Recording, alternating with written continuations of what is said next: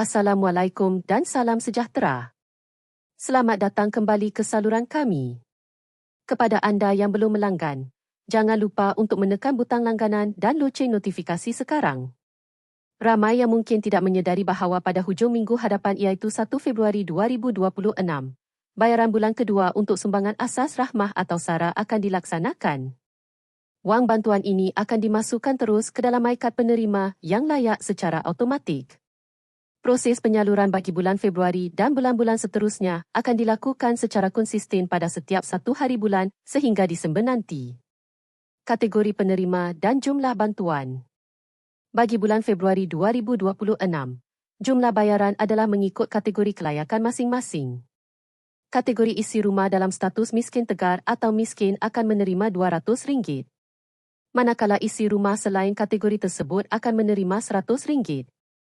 Bagi warga emas tanpa pasangan yang berstatus miskin tegar, amaun yang disalurkan adalah RM150. Bagi kategori bujang yang berada dalam data IKASI miskin tegar, anda bakal menerima RM100. Kategori warga emas dan bujang yang lain pula akan menerima bantuan sebanyak RM50 setiap bulan. Pengurusan baki dan semakan kelayakan. Sekiranya anda masih mempunyai baki bantuan dari bulan Januari, anda tidak perlu tergesa-gesa untuk menghabiskannya. Baki tersebut tidak akan ditarik balik oleh kerajaan dan akan ditambah dengan amal baru pada 1 Februari nanti. Semua baki terkumpul boleh dibawa ke bulan seterusnya asalkan digunakan sepenuhnya sebelum 31 Disember 2026. Untuk menyemak kelayakan dan baki terkini, anda boleh melayari laman web rasmi SARA atau menggunakan aplikasi MyKasih.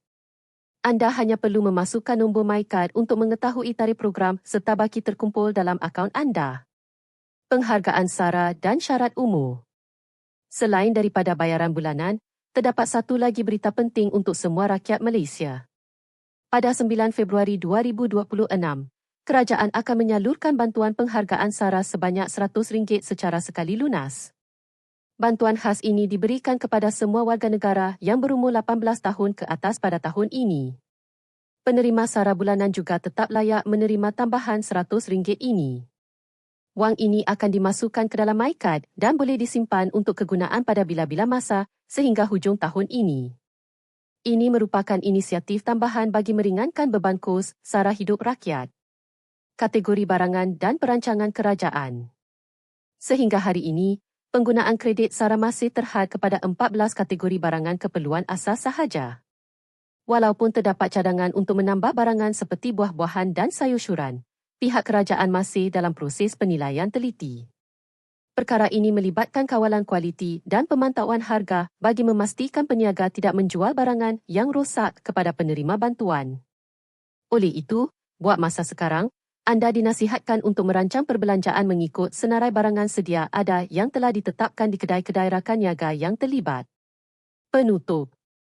Semoga maklumat mengenai bayaran bulan kedua dan penghargaan SARA ini membantu anda membuat perancangan kewangan yang lebih baik. Gunakan bantuan ini dengan sebaik mungkin untuk keperluan keluarga anda. Jika anda mempunyai sebarang soalan, sila kongsikan di ruangan komen di bawah. Terima kasih kerana menonton dan terus menyokong saluran ini. Kita berjumpa lagi dalam video maklumat bantuan yang akan datang. Stay safe dan stay healthy. Assalamualaikum.